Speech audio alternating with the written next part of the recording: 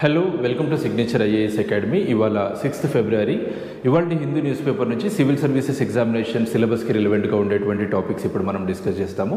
First topic Myanmar's civil war and India's interest అనేటువంటి టైటిల్తో text and context పేజ్లో publish అయినటువంటి ఆర్టికల్ ఇది. మనకి ఇండియా అండ్ మయన్మార్ రిలేషన్స్లో ఒక important project, very important project, Kaladan multi modal transport project. Kaladan multi modal transport project. ఈ ప్రాజెక్ట్కి రెండు విధాలుగా ఇంపార్టెన్స్ ఉంటుంది. ఒకటి స్ట్రాటజిక్ ఇంపార్టెన్స్, రెండోది నార్త్ ఈస్టర్న్ రీజియన్లో ఎకనమిక్ డెవలప్మెంట్కి సంబంధించినటువంటి ఎకనమిక్ డెవలప్మెంట్ని బూస్ట్ చేయడానికి కూడా ఈ ప్రాజెక్ట్ ఇంపార్టెంట్.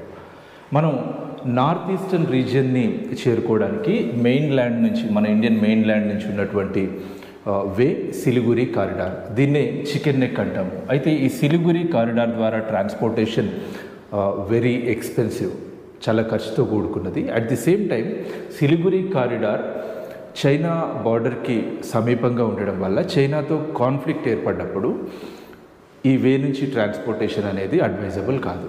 సో దీనికి ఒక ఆల్టర్నేటివ్ ఉండాలి. ఆ ఆల్టర్నేటివ్ ఉండాలనేటువంటి ఆలోచనలో భాగంగా ఏర్పడిందే Kaladan multi modal transport project. Indian government మయన్మార్తో కలిసి టేకప్ చేసినటువంటి ప్రాజెక్ట్ ఇది.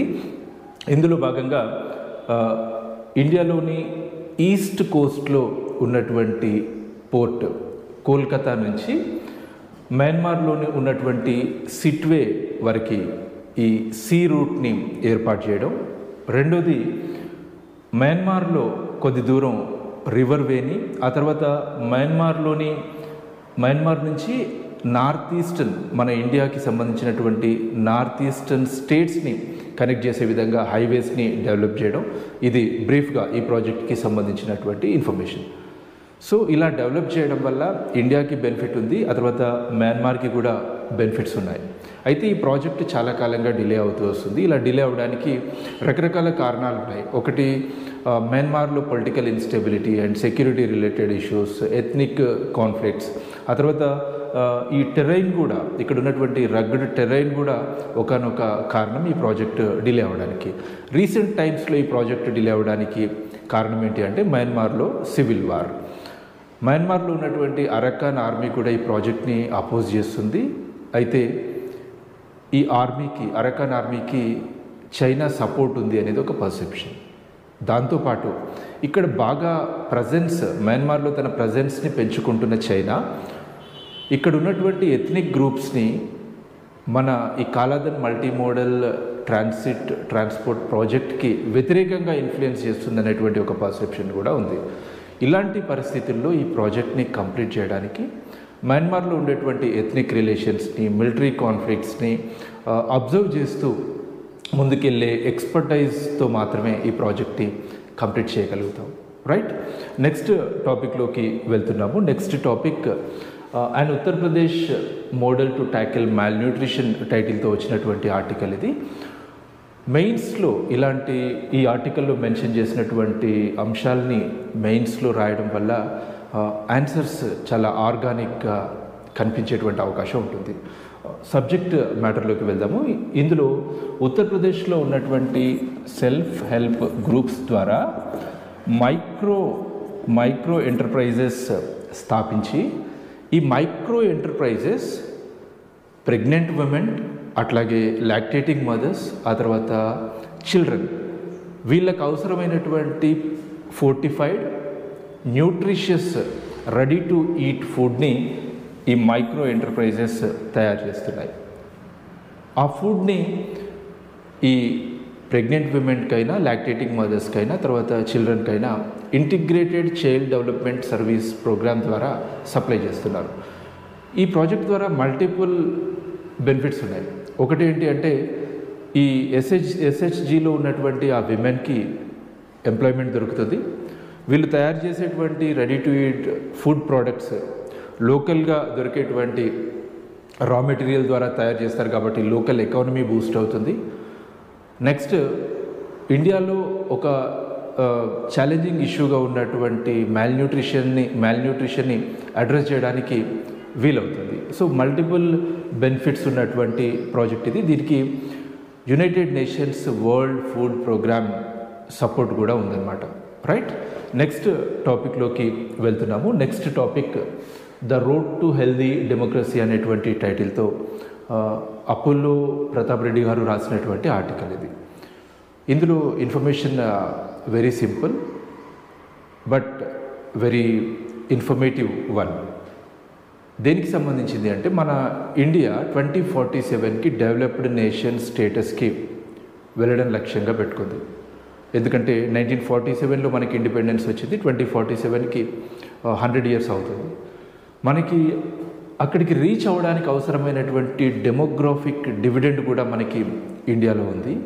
అయితే ఈ డెమోగ్రాఫిక్ డివిడెండ్ ఉన్నప్పటికీ హెల్దీ పీపుల్ మాత్రమే ప్రొడక్టివ్గా ఉండగలుగుతారు. అప్పుడే అనుకున్నటువంటి లక్ష్యం సాధ్యమవుతుంది.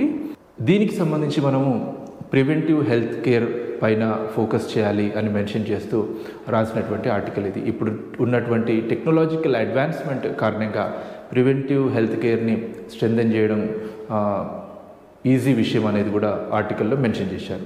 రైట్, నెక్స్ట్ టాపిక్లోకి వెళ్తున్నాము.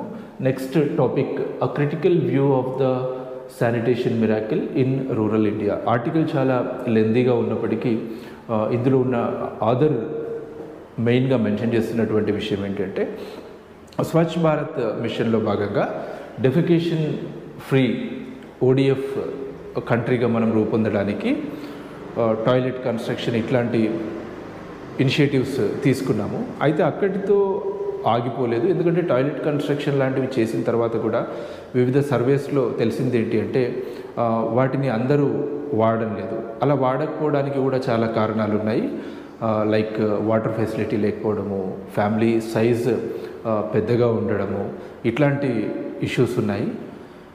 ఇప్పుడు ఇండియన్ గవర్నమెంట్ యొక్క టార్గెట్ ఓడిఎఫ్ ప్లస్ అనేటువంటి ఒక టార్గెట్ ఉంది కదా, దాన్ని రీచ్ అవ్వడానికి ఫస్ట్ ఎర్లియర్ ప్రాజెక్ట్లో ఉన్నటువంటి షార్ట్ ఫాల్స్ని మనం అడ్రస్ చేయాల్సి ఉంటుంది అని రాసినటువంటి ఆర్టికల్.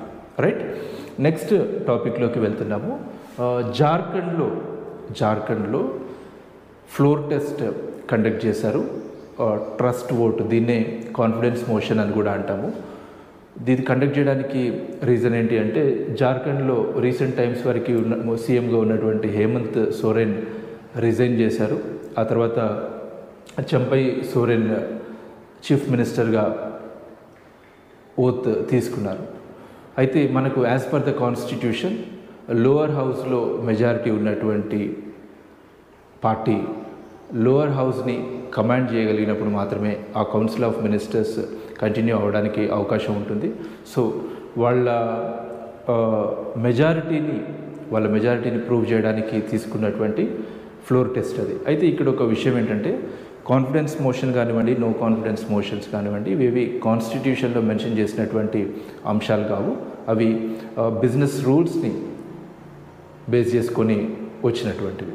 రైట్, నెక్స్ట్ టాపిక్లోకి వెళ్తున్నాము. Next topic Chandigarh poll related. చండీగఢ్లో మేయర్ ఎలక్షన్ సందర్భంగా ఫ్రాడ్ జరిగింది, ఫోర్జరీ జరిగింది అనే అంశం పైన సుప్రీంకోర్టు ఒక ఇంపార్టెంట్ కామెంట్ చేసింది.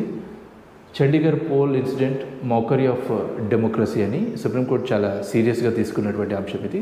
దీంట్లో ఫర్దర్ డెవలప్మెంట్స్ వచ్చినప్పుడు దాన్ని కాంప్రహెన్సివ్గా మనము డిస్కస్ చేస్తాము. ఇది ఇవాళ Hindu news paper explanation. Thank you.